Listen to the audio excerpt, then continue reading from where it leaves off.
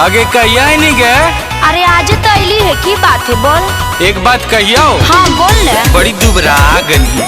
हाँ तो तब की करिए बोल।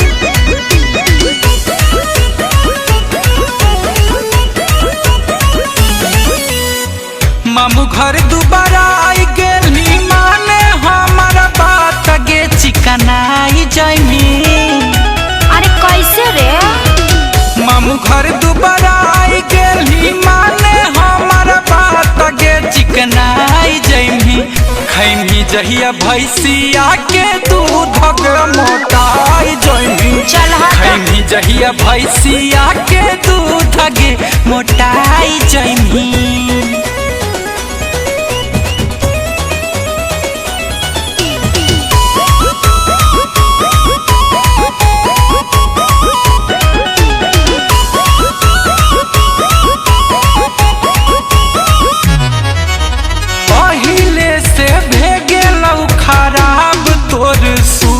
गे लागो है कि तोरा हौ विटामिन के जरूरत गे।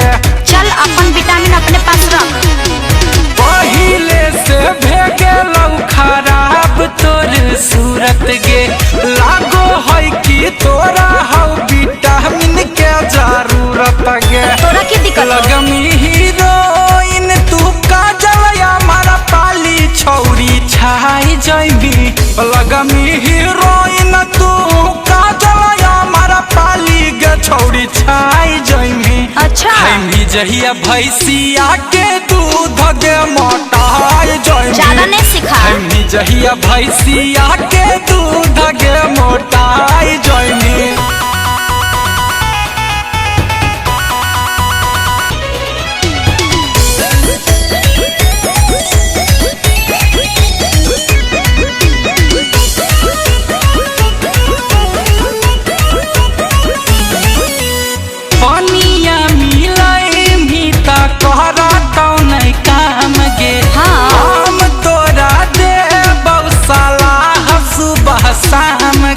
अरे हमरा तोरा सलाह के कोनो जरूरत नहीं है। पानिया मिलाई त करतौ नहीं काम गे। चल हट। हम तोरा देबौ सलाह सुबह शाम गे। नहीं चाहिए। कुछ दिन के बाद लगो है गुंजनया मनवो के भुलाई जइबी। कुछ दिन के बाद लगो है राजीव राहुलवो के भुलाई जइबी। हाँ तो की खैमी जहिया भैंसिया के दूध तो मोटाई जइबी। चल जो ना। खैमी जहिया भैंसिया के दूध के मोटाई जइबी। हम मोटाओ चाहे दुबराओ तोरा वैसे की हो।